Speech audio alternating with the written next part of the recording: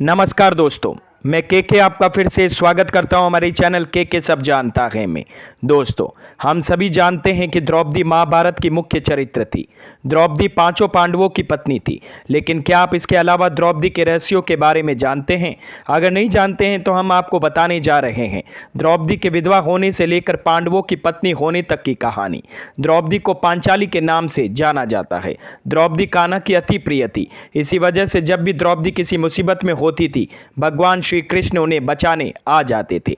महाभारत की कथाओं के मुताबिक द्रौपदी राजा द्रुपद की पुत्री थी, लेकिन उनका जन्म मां के गर्भ से नहीं बल्कि हवन कुंड से हुआ था। हाँ, हवन कुंड से। राजा द्रुपद ने ज्ञानी और तपस्वी दो ब्राह्मण भाइयों याज और उपयाज के निर्देश पर दिव्य हवन का आयोजन किया था, क्योंकि द्रुपद एक ऐसे पुत्र की प्राप्ति चाहते थे जो कौरवों और पांडवों के गुरु द्रोणाचार्य का वध कर सके। इस हवन के दौरान राजा द्रुपद को पुत्र और पुत्री दोनों की प्राप्ति हुई, जिसका नाम दुष्टदमन और द्रौपदी रखा गया। भविष्य पुराण की कथा में इस बात का उल्लेख है कि पूर्व जन्म में द्रौपदी एक ब्राह्मण की पुत्री थी। उनके पति की मृत्यु हो जाने के चलते उन्हें वैधव्य का सामना करना पड़ा था। द्रौपदी ने ब्राह्मणों और साधुओं की बड़ी सेवा की थी। साधुओं की कृपा से उन्हें स्थली दान व्रत किया था। इस व्रत से उन्हें यह वरदान मिला कि वह देवी लक्ष्मी के समान होगी। पूर्व जन्म में अल्पायु में ही विधवा हो जाने के चलते द्रौपदी ने ऋषियों की सलाह पर महादेव की तपस्या करना शुरू कर दिया।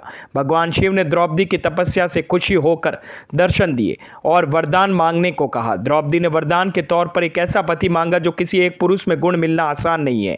इस वरदान के चलते द्रौपदी अगले जन्म में 5 पतियों की पत्नी बनी। द्रौपदी के पूरे जीवन में कुछ भी सामान्य नहीं था। द्रुपद अपनी बेटी का विवाह अर्जुन से कराना चाहते थे, लेकिन द्रौपदी के स्वयंवर से पहले लाक्षागृह की घटना घट चुकी थी और लोगों को लगता था कि पांचों पांडव और कुंती उस लाक्षागृह में लगे आग में जल गए, जबकि पांचों पांडव उस ग्रह से बाहर निकलकर ब्राह्मण के वेश में रहने लगे थे। इस दौरान द्रौपदी के स्वयंवर की खबर पाकर पांडव भी ब्राह्मण के वेश में पहुंच गए।